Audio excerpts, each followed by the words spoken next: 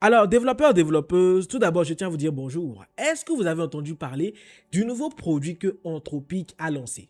Alors, ce produit, il l'appelle Claude Tag et j'ai lu un peu des commentaires, des posts X ou même des posts Reddit sur ce nouveau produit-là et je vois que les gens s'extasient dessus. Les gens vénèrent ce nouveau produit et je ne comprends pas jusqu'à maintenant pourquoi les gens vénèrent ce produit-là. Alors, pour ceux qui ne connaissent pas ce produit, regardez ici, il dit ceci. Alors là, je suis sur l'article officiel de présentation de Claude Tag. Ici, il dit ceci. Claude Tag est une nouvelle façon pour les équipes de travailler avec Claude. Nous commençons par, ou du moins nous commençons sur Slack. Alors je sais que tout le monde ici connaît Slack. Slack, au fait, c'est quoi? C'est un outil de communication. Voilà, c'est l'équivalent de Discord ou de Teams. Et généralement, c'est utilisé dans les startups ou dans des entreprises. Et voilà, ça leur permet de communiquer, de collaborer avec leurs équipes, etc. Vous voyez, ça ressemble un peu à ceci. Voilà, je suppose que vous avez déjà travaillé avec Slack. Moi, pas vraiment. J'utilise pas vraiment Slack. J'aime bien utiliser des outils général tels que Microsoft Teams ou même Discord, voilà, pour collaborer avec mon équipe. Et ici, par exemple, vous voyez, on a des sortes de subreddits, des sortes de groupes. Vous voyez, on a par exemple ce groupe lancement de produits et on a des gens qui travaillent dedans, voilà, qui parlent, qui communiquent avec le groupe. Alors, bien évidemment, Anthropic a fait une vidéo pour faire une petite démo, vous voyez, de la fonctionnalité qui a été développée au niveau de Slack. Eh bien, je vais vous montrer que c'est un truc tellement basique que je m'étonne de toute cette hype autour d'un outil aussi banal. Alors, c'est quoi le principe? Le principe, c'est que dans Slack, comme je vous l'ai dit, c'est un outil de communication, voilà, qui permet à notre équipe de communiquer. Le but, au fait, c'est de pouvoir taguer. Vous voyez, Claude. Vous voyez, on fait arrobase Claude et on lui demande de faire quelque chose. Vous voyez? Et regardez ici, bam, Claude répond ici, voilà. Il répond à ce tag-là à Lydia. Alors, pour être plus explicite, voici un exemple de l'utilisation de Claude Tag, parce que je suis sûr que avec l'exemple que je viens de vous montrer, vous vous dites, mais à quoi sert vraiment Claude Tag? Regardez par exemple. Donc ça, c'est un groupe, vous voyez, sur Slack. Voilà, ici on a Product and Lunch, voilà.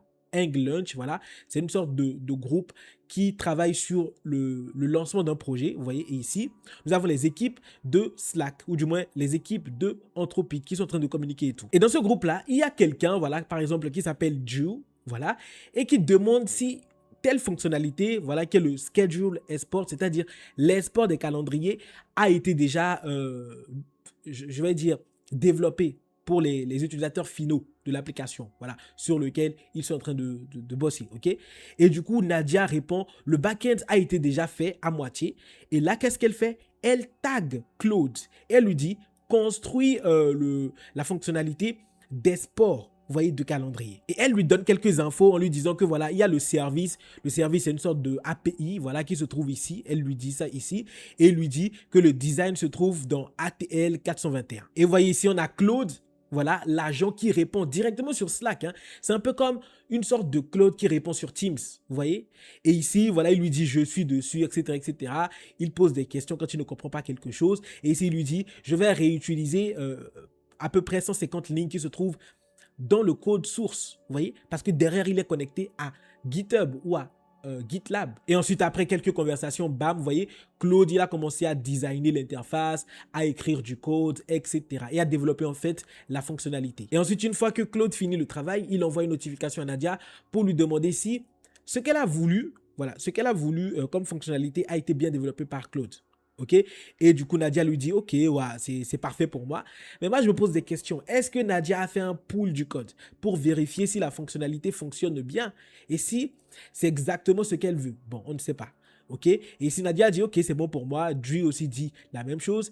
Et Claude lui dit, ok, bah, je vais m'apprêter à merger le code. C'est-à-dire qu'il prend le code que Claude Code a fait et il l'ajoute au code en production. C'est-à-dire le code qui s'exécute en production et qui power, ou du moins qui alimente, je vais dire, l'application que les utilisateurs sont en train d'utiliser à l'instant. Alors, il y a un commentaire qu'a réalisé un utilisateur de X que j'ai trouvé super intéressant directement au niveau du post qu'a fait Claude pour expliquer un peu la fonctionnalité Claude Tag. Regardez, donc ça c'est le post de Claude et ici en bas, regardez, ça c'est le commentaire de l'utilisateur qui s'appelle Sidwahi et il dit ceci, donc en gros, ce que OpenCloud fait depuis des mois.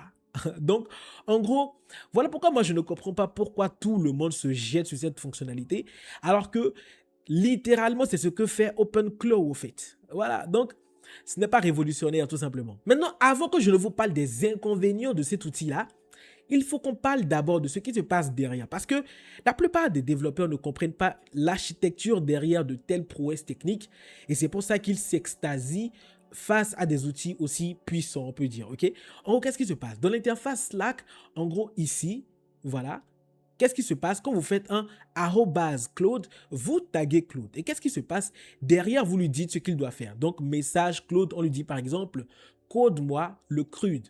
Voilà, en gros, c'est une fonctionnalité qui consiste à faire de sorte qu'on puisse créer, modifier, lire, supprimer des données. OK? Et ça, tout le monde peut le faire.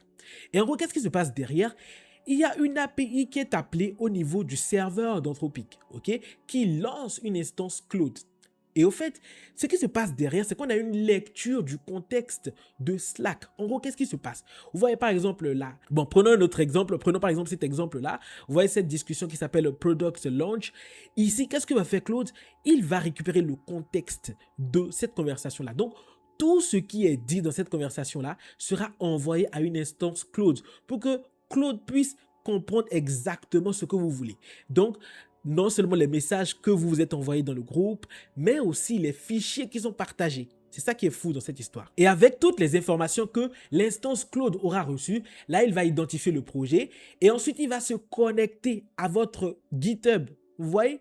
Et ici, regardez, il se connecte à votre GitHub et là, il analyse les fichiers du produit GitHub ou du moins de l'application GitHub et il récupère tout le code. Et qu'est-ce qu'il fait? Maintenant, il s'apprête à générer le CRUD que vous lui avez demandé. Et là, bam, il écrit le code au niveau de GitHub. Et enfin, qu'est-ce qu'il fait? Bam, il prévient, vous voyez, l'utilisateur que bam, bam, bam, que la modification a été faite. Et c'est comme ça, au fait, que Claude Tag fonctionne. Vous voyez, c'est pas quelque chose d'extraordinaire. Voilà, c'est juste ce qu'on appelle une automatisation. Voilà, ils ont juste automatisé l'appel de Claude dans Slack.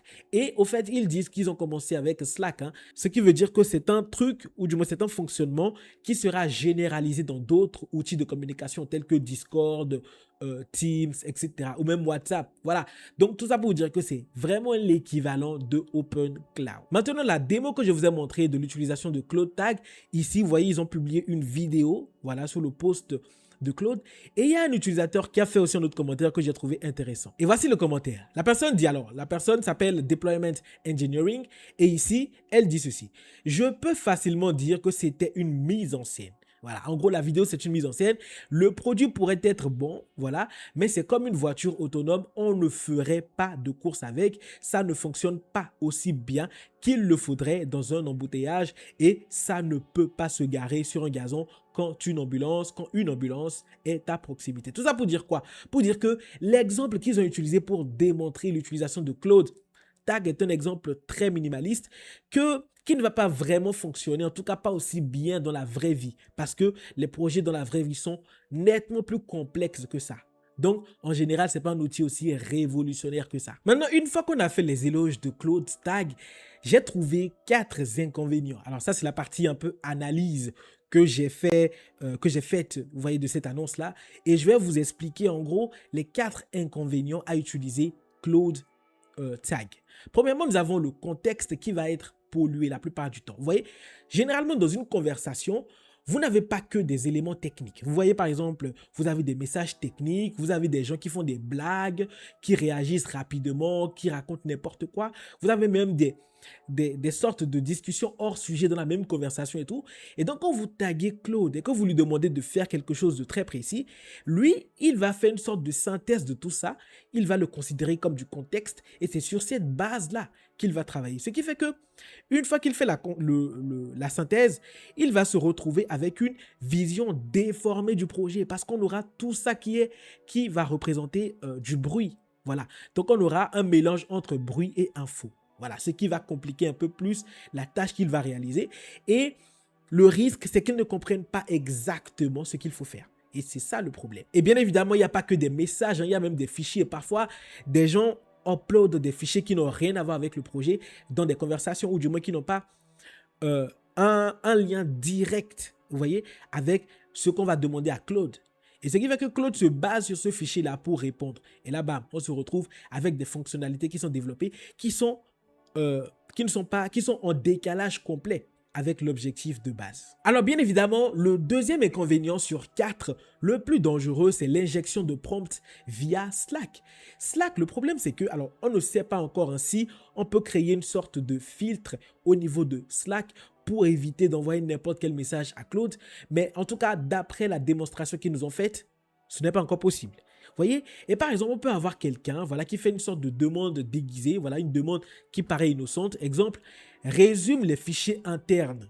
Voilà, on le demande un peu à Claude, ok? Et vu que Claude est mal protégé, qu'est-ce qu'il va faire? Il va suivre les instructions. Et vu qu'il a accès à tous les fichiers internes de l'entreprise, ou du moins de la conversation, qu'est-ce qu'il va faire?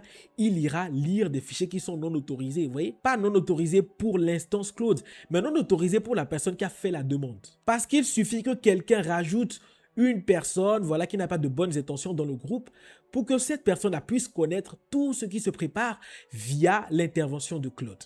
Et ça, c'est pas bien. Bref, vous l'aurez compris, ça crée des problèmes de confidentialité. Maintenant, parlons du troisième problème sur 4, l'un des problèmes qui va concerner les développeurs juniors, parce que vous savez, quand je parle d'un angle, ou du moins, je suis un développeur, donc je dois parler en tant que développeur. Voilà, je prends l'angle développeur. Regardez, nous aurons une dépendance excessive de cet élément-là par les développeurs. Les développeurs juniors surtout, hein, je ne parle pas des développeurs confirmés ou seniors, mais les juniors, ils vont en abuser. Vous voyez par exemple, quand un junior, il est bloqué sur un bug, qu'est-ce qu'il va faire? Il ne va plus aller dans le code et chercher avec Claude Code. Non, qu'est-ce qu'il va faire?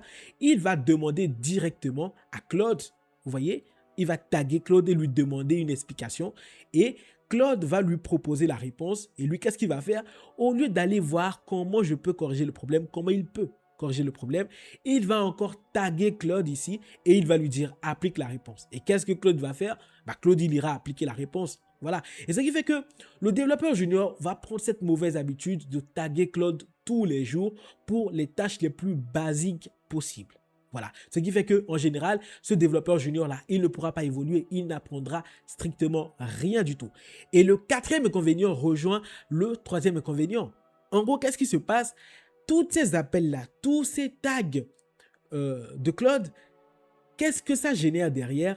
C'est une utilisation énorme de tokens. Vous voyez par exemple, quand un développeur sur Slack tag Claude et lui dit par exemple analyse ce repo là et dis-moi ou du moins décris-moi l'architecture du projet. Le Claude Agent, qu'est-ce qu'il fait? Il fait des appels multiples.